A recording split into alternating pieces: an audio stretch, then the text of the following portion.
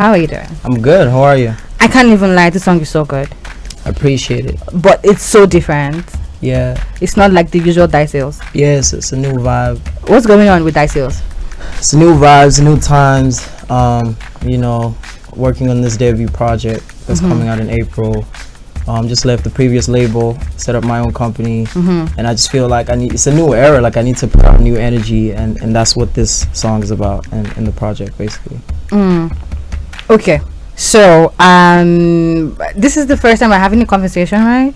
So Yeah, maybe we might so. have to like get all the way back, because I like to start from the beginning to like where you are now. But you're late, so I don't know how many minutes I can do that for.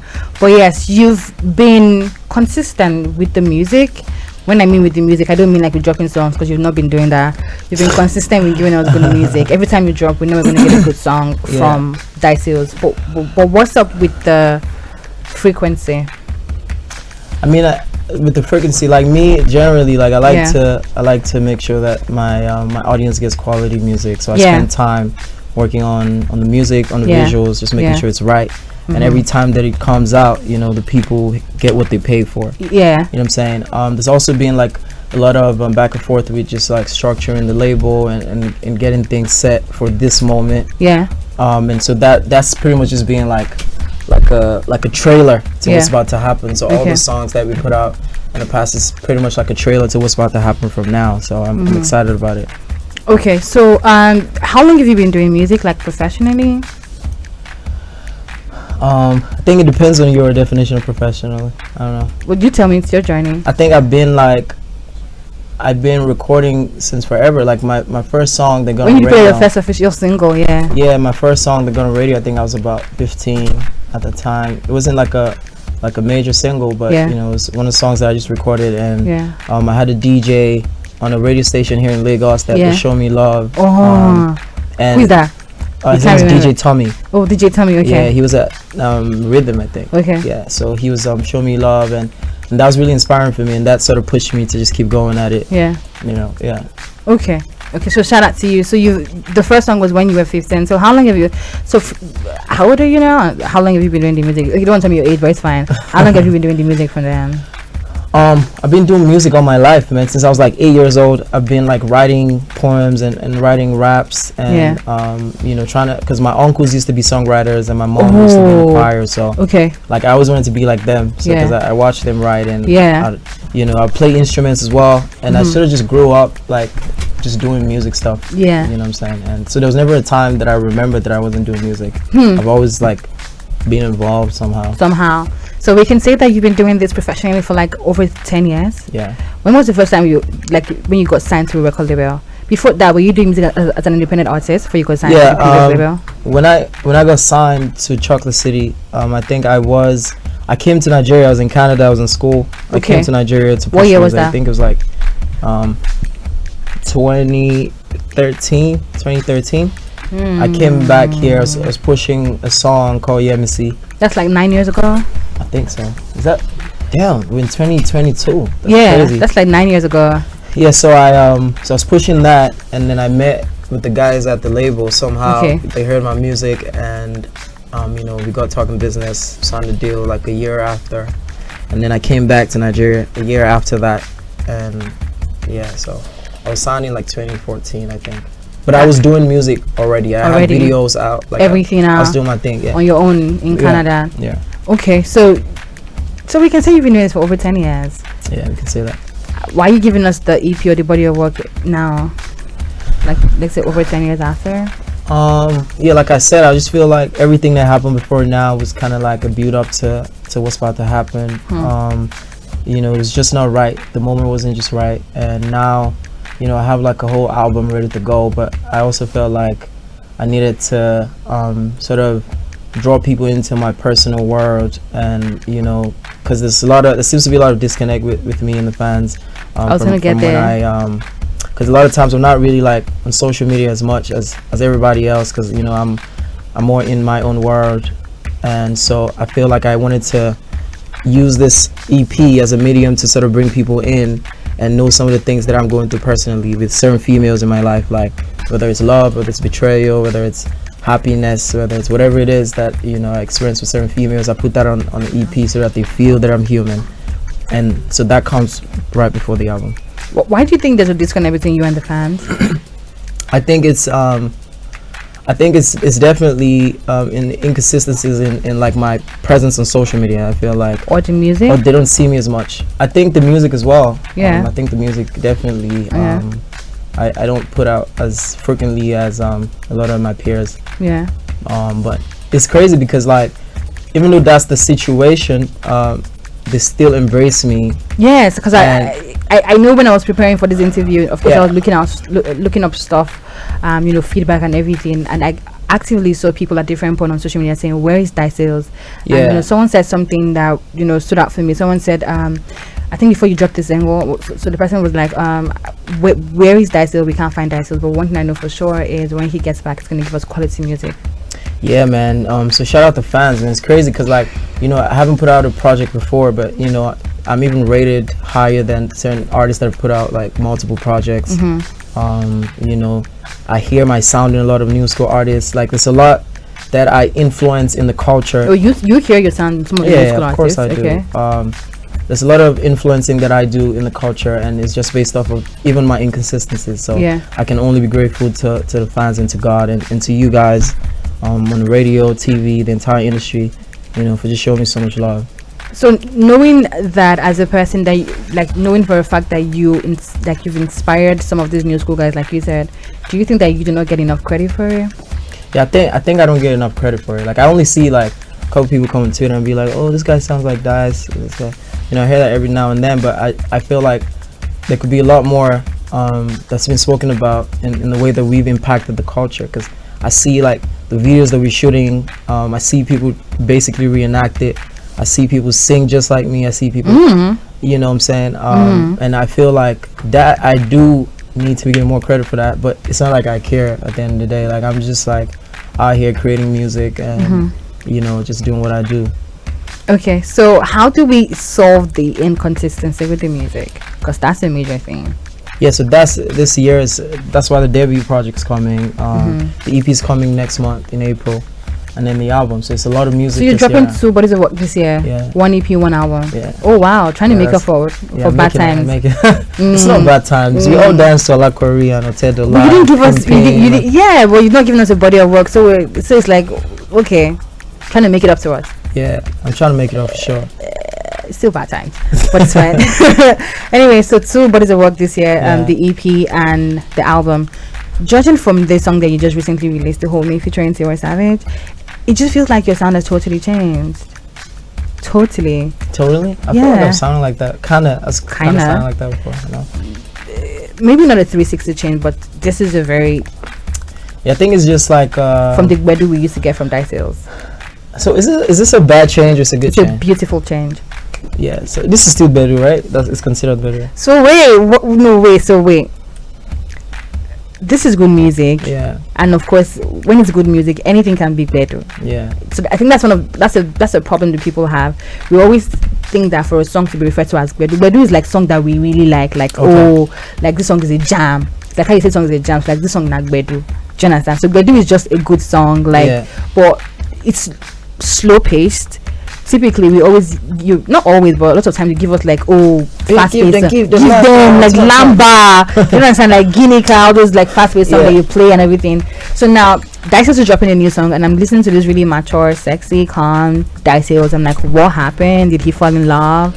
Did he meet some girl that changed his life and everything? But yeah, this is a good change. Yeah, I mean, I think I'm just like, thank you. I'm just like growing as a human being and as a musical artist, and I just feel like I'm also very dynamic. Like, I like to express myself in different ways. This is how I'm currently feeling. I'm feeling grown, and I'm feeling like... You're feeling sexy? Yeah, of course. I'm feeling grown, and I'm feeling like to really like communicate at this times in my life. The music needs to sound like that. It needs to feel like that, because I cannot be sharing these experiences on like a fast-paced song. Maybe I can, you know what I'm saying, but on this particular song, it was basically about a party that I went to in Atlanta. I met this girl, it was really intriguing, and I wanted to sing about her. Okay. And so this song had to sound like that to to express that. So this song is like a real life story. Yeah, the entire debut project is a real life story. Like, okay. Every song on there is about a particular female or particular females. Okay. Multiple. So it's true life story. Like I said, it's really to bring the fans in, and even with the artwork that I work with my guy right here, Majid. We're trying to make sure that it's very like intimate and personal. That's why artwork. That's why it's just like focused on my face. Have you seen the artwork? Yes, I have. Yeah, so it's just focused on my face and it's my eyes. Just so the one for Homie, right? For the EP. Okay. If you haven't seen that, check that out. It's on the page. But I have. It has your face on it. That one. Yeah, I've seen it. So it's basically to really draw the fans in and just know that this is like a really intimate project for them. Okay. Yeah. Okay. So shout out to you for being intentional about this artwork. Thank you. You've gotten dragged in the past for your artwork, so I'm sure you're not about to let that happen again. Yeah, that's crazy, man. I remember that situation. Yeah. Like, a lot of people feel like I didn't know what I was doing, but I was more so like glorifying her as opposed to like what was the word? So, but do you understand how they felt about the artwork? Like, I did understand it. I feel like, but I wasn't being insensitive because I totally understood. And you what researched. The story was. You researched the story. I did know what it was. You did know what it was, or you didn't? I did. So you. Oh, okay. Yeah, that's what I'm saying. Like I knew who she was. Yeah. And I felt like like the certain things in the culture where like when you go back to like slavery times and we're called like the N-word. Yeah. You know how like we turn that around and make that into something that glorifies who we are? Yeah, like the N-word. The N-word. Yeah, the B-word. Yeah, like when you guys say bad B, like we're trying to own it. Yeah, we're trying to own it. So what I was doing with the artwork is I was really trying to own it for her. Like, you know what I'm saying? Like they sort of made you look that way, but we're glorifying this right now, and we're saying like you're a black beautiful woman. But a lot of people felt that I didn't know what I was doing and thought that I was stupid to do that. But I'm very intentional with the music and with the artwork and with my craft. So it's not like you didn't know what you were doing. Yeah, I knew what I was doing. So why didn't you come out to explain or? I don't know, because I felt like social media, like the backlash made you quiet. No, like I didn't care about like what they were saying. Like I feel like a lot of things get misinterpreted on social media. I had come out and explained myself at some point, but then it just sort of like escalated it. Yeah, but you didn't break down like the thought process and what you were trying to do with it. I did actually. If you go back to the tweets. Yeah, I know. I saw the tweet and everything, but you didn't like break it down the way that you should have. Maybe you should have. Like, you should have interviewed me then. Well, you're not in Nigeria. You should have called me. Well. Wow. Now you want to make it so the thing is, at the time when the entire thing was happening, I actually honestly wanted to reach out to you and everything, but I think I spoke to someone and said you're not in Nigeria, and person. Yeah, I think I was in Johannesburg. Yes, and the person it was like a brick wall. You know how you're trying to reach out to someone and be like, oh no. Sometimes they feel like you just want to capitalize on the story that is trending or something. So I made a brick wall at the time, but I actually did want to have a conversation with you at the time because I'm like, okay, come explain why you did this or why you used this particular artwork, and do you understand why women feel the way that they feel? But do you feel like I don't care about women, or do you think that I don't like love women? This is like from my perspective. Yeah. I don't know you enough to say that. I don't know Dicey as an artist enough. Look, but from your general perception of like me and when you listen to the music, like, do I ever truly like objectify women? So, when it comes to music, generally, when it comes to like the space that you're in as an artist, a lot of times the music comes with a lot of objectification, and depending on how you look at it. How so? I think like a lot of things from my standpoint is more so like glorifying it. That's your perspective. And sort of like just allowing body positivity and just allowing women express themselves however they feel. Yeah. In that whole situation, even on Guinica, like I remember I was talking about spraying money and all that. Like in the Yoruba culture, we know when we go to these parties, like we're spraying money. It's part of like who we are. Appreciation. It's appreciation. And so at the end of the day, it's pretty much about like how you're looking at it.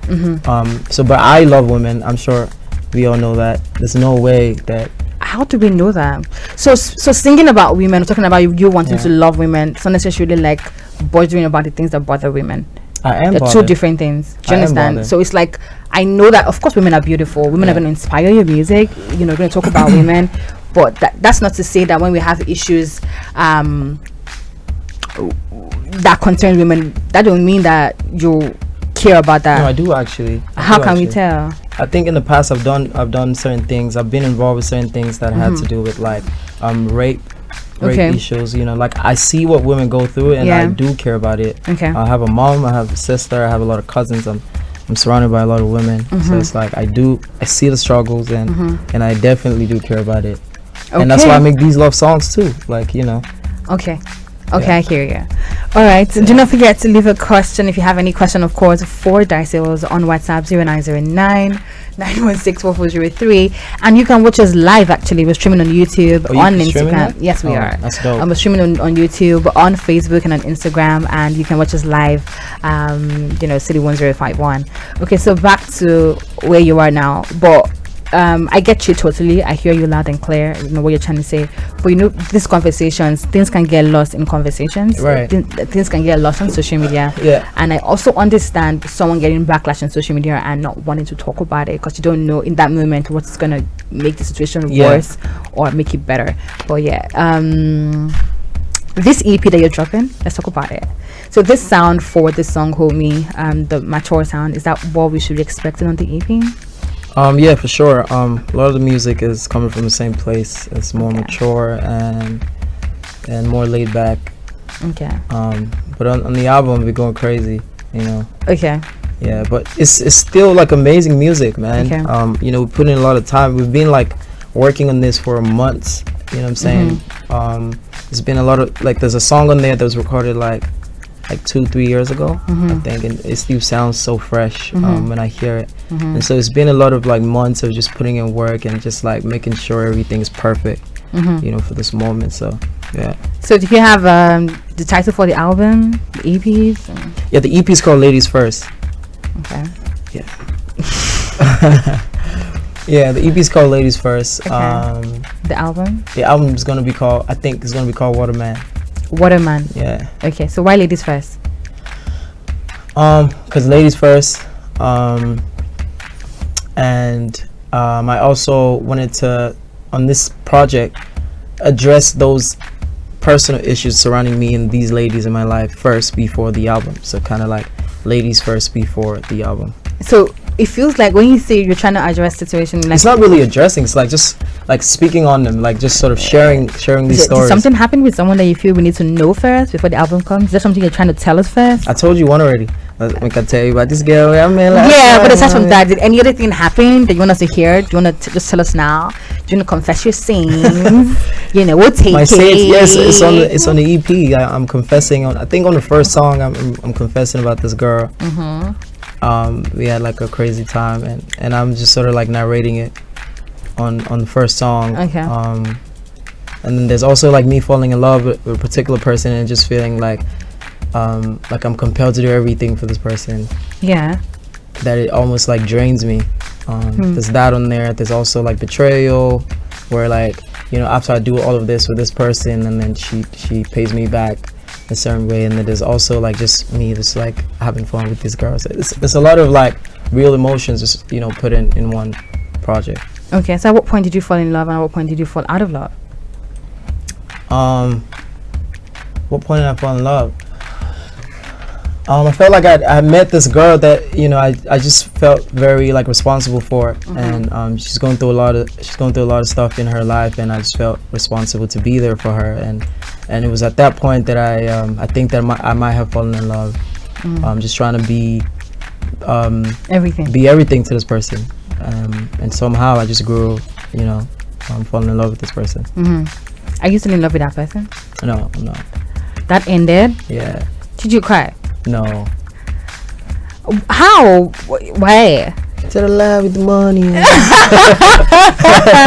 What is it with guys are not wanting to cry during heartbreak or after a heartbreak?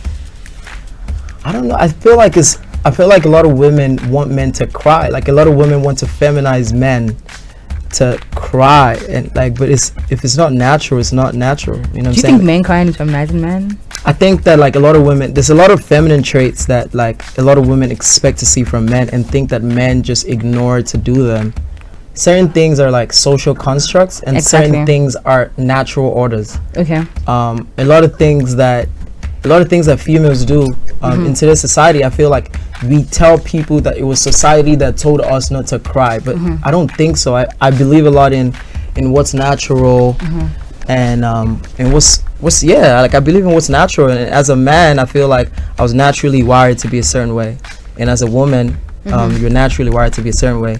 There's definitely social influences, but I definitely think that nature is actually still nature at the end of the day. So as a man, what do you think you're naturally supposed to do? I'm not supposed to do anything. Certain men cry. Certain men are more feminine than other men. Okay. Certain men are not feminine at all. They don't cry. Certain women do not cry at all. Yeah. You know what I'm saying? So I don't think it's really like a man thing. At the end of the day, it's like I have a guy friend that always cries, and he always is very emotional and just wants to like just talk about all his feelings. How does that make you feel? He's just being natural. That's what comes natural to me. Okay. Yeah, sure. Fair. Yeah, so that's how I feel about it. I just wanted to be sure that you understand that, okay, of course men can cry too, because you said that sometimes you feel like women expect some feminine. Yeah, but predominantly I feel like women are more emotional. Predominantly. I don't think so. Okay. I feel like women are more like I feel like sometimes men suppress their emotions a lot. But that's what they tell you. But I'm a man, and I'm telling you that like a lot of men naturally do not feel these emotions to cry. Like I'm not that guy. Like I feel sad, I feel heartbreak, I feel every emotion that you feel. Yeah. But I don't react to it the same way that you do. And I feel like predominantly a lot of men also share these beliefs. And it has nothing to do with like society. When you're sad, how do you express it? I'm just sad. How can I tell that you're sad? I'm just like down and just not talking. Like that's how I express it. You close up. Yeah, I close up basically. I shut up from everything and I'm just in my own space. Do you think that's healthy though? I mean, so it works. Like you know what I'm saying? Different things for different strokes for different folks. Like 100, certain people want to punch the wall. Certain people want to just listen to music. Certain people want to do they want to take substances. You know what I'm saying? Like, which you shouldn't. Yeah, but everyone just reacts differently, and I feel like we need to, like in this world, we need to be in a place where like we allow people to truly be who they want to be and be themselves. And I feel like social media is sort of like ruining a lot of stuff, a lot of natural orders, and it's causing a lot of like destruction when I see it. And I try not to really like be involved with all of that. Like I try to just be like a human being, you know what I'm saying, and just do what comes natural to me. And I don't really let like the pressures get in, because like a lot of people are lost in the world right now, and it's truly social media contributed to it. I think like that's like a huge contributing factor, because like I've seen like 2 generations, like, and I see like how things have like dramatically changed in the way like the females even comport themselves. I've seen how like relationships changed from back in the day. Like I see how divorce is getting more rampant. I'm seeing how like women are trying to like masculine themselves, how men are trying to feminize themselves. I see a lot of like, am I talking too much on this radio? Nope. You are not. Go on. I'm listening. But yeah, man, I just feel like social media is like changing a whole lot, and we need to go back to the drawing board and really understand what's natural. You know what I'm saying? And I feel like the world would be a better place. I feel like the world has become so like materialistic. The world has become, I just feel like nature really needs to take its course, man, and life will be better. Okay, Dice, I hear you loud and clear. I've heard everything that you said, but you know, different strokes works for different folks. But I also understand the need for us to you know, speak about the importance of people showing emotions regardless of the gender. And I hear you when you say social media has ruined a couple of things. I also feel like social media has contributed to a lot of education. It has, and also contributed to breaking down and also explaining certain things to us that we're not aware of. And I also understand you as a man thinking that you know, social media is trying to feminize men. It's fine if that's how you feel, but I also feel that men should also express their emotions more. How should they express it more? In different ways. Yeah, that's what I'm saying. So if I want to be like me mugging when I'm sad, I should be able to do that without being judged by you or any other female for being who I am. Like I should be able to choose, you know what I'm saying, and be to like not communicate or I do not want to talk about it. You know what I'm saying? And so I should not then be made to be like, oh, you're not expressing. Oh, but because society told you that. You know, but expression is truly subjective. It's like you express based on how you feel. Like, I feel like someone has told you that before. No, I'm just no. That's the thing. I feel like some girl has told you that you do not express your emotions. No, I'm actually very expressive. Can't you tell for how long we've been talking?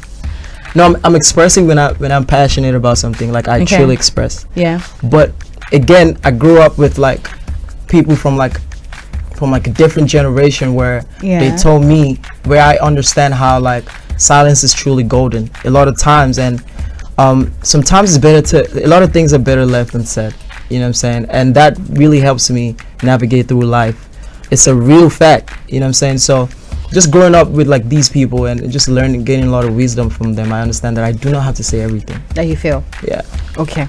All right. I'm definitely looking forward to this body of work. Ladies first. How many tracks should we be expecting on that one? Six. Yeah, like all Dice Ailes. We've got this one with T-Boy Savage. Except from this one, the other ones is so I have another one in there that has Rosalia from Spain. Okay. And has Katie Kane from Spain as well. But that's about it with the features on the EP.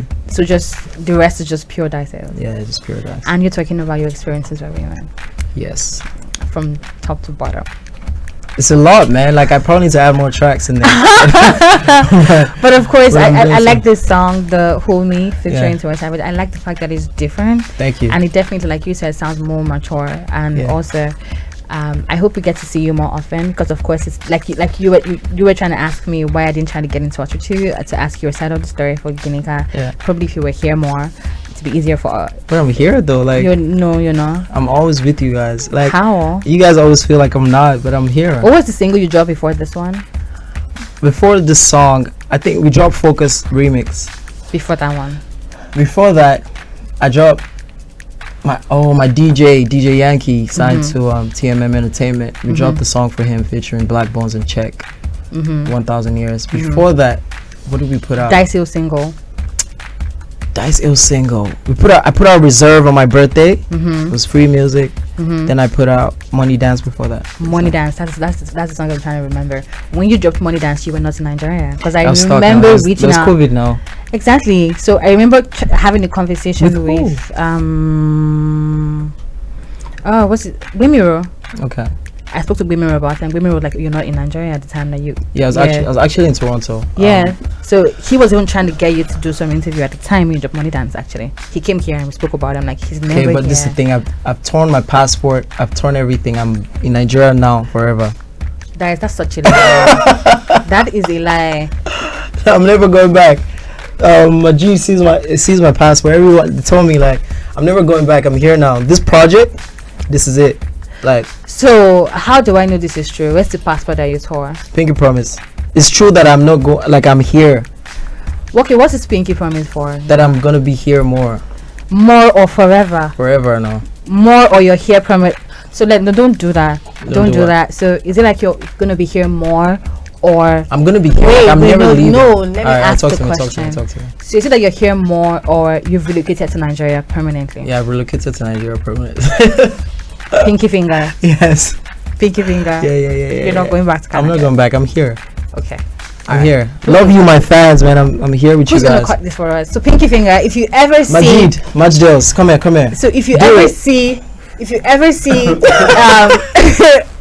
Dice Ailes in Canada. No. What do you mean? So I can't visit another place. Visit. I can visit now, but I'm here. That's what I'm saying. So this is your primary residence. Yes. All right. Pinky finger. All right. We're good. Thank you so much, Dice Ailes, for coming through on the show. We're done.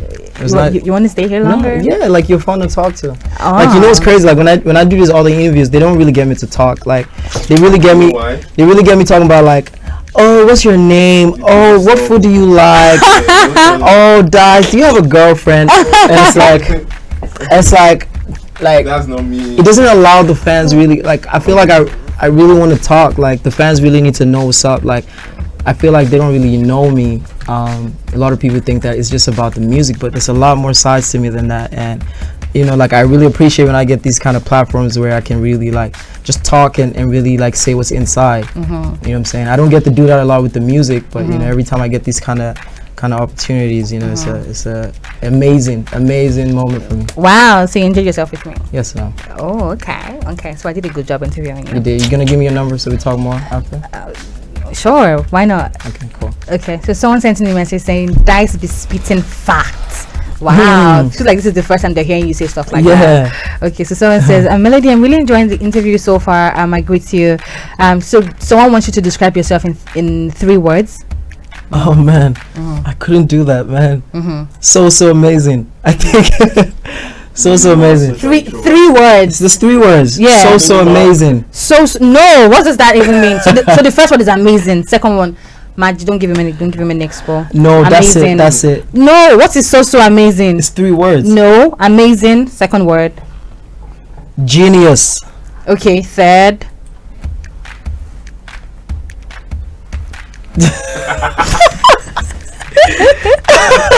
That is pretty boy. She's saying, how does that song make you feel? It makes me feel sexy. Yeah. And it makes me feel sexy. That's actually good. That was the plan. It makes me feel like, oh my god. Like, yeah. It feels like I can hear the words on my skin. Really? Yeah, that's how it makes me feel. That's crazy, because you know how like a lot of females describe my songs to me, like sometimes I'm just like, what? Like I was just in a little room just recording that. Like when they tell me how they feel about Pim Pim. Pim Pim makes me feel like, I don't know, it just puts me in that headspace where I feel like I can move. I don't know. Yeah. Like, so how come you haven't moved for us? Like we don't see you on social media moving. So the funny thing is that you reposted my video for Money Dance because I be killing that video. I didn't. Did I? I don't remember it. You don't, but you did. I can show you when we're done. Okay, show me. I'll show you. So why haven't you made a video to hold me? See all my fans. I've not been making. I didn't make a video because you're supposed to come on Tuesday and you cancelled your interview. So you were mad at me? Yeah, I was. Really? Yeah. And you came late today. But we're good now. Yeah, we're good. You got me dancing. Okay. So someone said, Dice says, I'm your fave. So this person's talking about you leaving music for a while, but guess what? He said he's back now, so we forgive him, right? I didn't go anywhere, guys. I've been here. Well, we didn't see you. Out of sight is out of mind. This is what I'm saying to my fans, though. Like, I need you guys to just be so confident in what I do. You said you just your passport. Are you gonna send me a picture? Because I know you be lying. Okay, I'll send it. But I'm just trying to tell my fans, though, like, I need you guys to be very, very confident that I'm never going anywhere, and like that we are the best. Like, we're always in the studio working. If I'm not posting on social media, you should. Yeah, but I'm saying like, yeah, that's why my G is here now. So you know what? I hear you when you say you're here now. Like you're back here now. You're going to be here for a minute, because of course that is super important to know that you're here, as opposed to you not being here and all that. But you need to also post on social media. You need to be active on social media. So I know you were at Hotbox a couple of days ago. What's that? You were at Hotbox, Fresh Elstein. Oh yeah. And we spoke about you yesterday, Fashion and I and my friends. What did you guys say? We're talking about the podcast. Okay, so I have a podcast with my friends, and Fashion came through yesterday. We're just talking about culture and everything. And Fashion was like, "We need to give Dicey more credit. That we should. Y'all should." Fashion was like, "Melody, we need to talk about. Like, talking about media. I need to talk about Dicey more." And I'm like, "Okay, but he's not here." Okay, but I'm here. But like all these guys sound like me. You guys play them and don't talk about it. Why are you doing that? That's not true. How do you even know what we talk about when you don't even listen to radio, or you're not even here? How do you know that I'm not listening to you? You don't live in Nigeria, so how do you know what we talk about? Like 80% of these guys sound like me. They sing like me. They try to dress like me. They try to dress like you. Yeah, I see your new hairstyle. Thank you. But it's cool. Like I'm so like, it just means that like I'm doing something good. You know what I'm saying? Like, because when I started, that was like one of the things that I wanted to see. That was like a marker for me that I'm actually doing something great. Like to be able to impact a whole new generation. Like to impact like a whole new culture. And because when I came and I was doing like songs like Otedola with the money, like then sounds with the people like, oh, why does your voice sound like that? Like, oh, what? Like, why would you sing that? Because at the time, Olamide had a song out called Wo, and they wanted me to sound like that. You know what I'm saying? So, but I did Otedola, and a lot of people sing with that type of voice now. Like, you know what I'm saying? So, when I listen to the radio, it's like all these guys, you know, are influenced by what we do, but it needs to be talked about. When you listen to the radio from Canada? Yes, I would tune in. Like, I have people tuning in from all the way from Canada right now.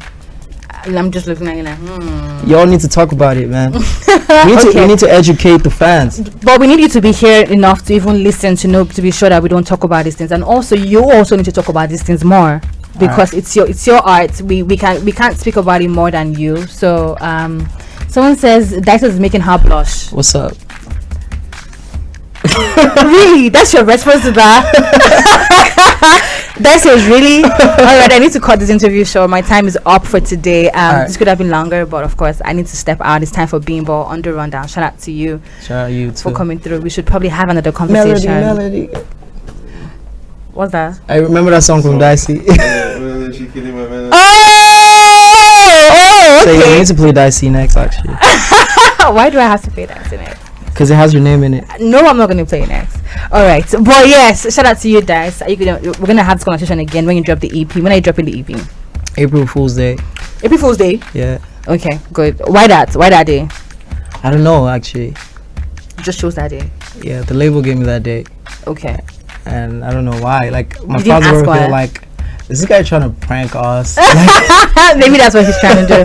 All right, guys. So he was promised to be here and also to post more on social media, and hopefully we get to see him more. Look forward to that EP, ladies first. But in the meantime, enjoy this one titled "Hold Me" featuring Tiwa Savage. Create videos for it. Do you have a challenge going on social media for it? I think we're about to start a challenge, but I see a lot of girls being like posting videos and tagging me. Okay. So I'm just like reposting that for now. All right, thank you, Dice, for coming through. This is City 1051. My name is Melody. I'm playing Dicey just because he acts nicely. That's what I'm gonna play.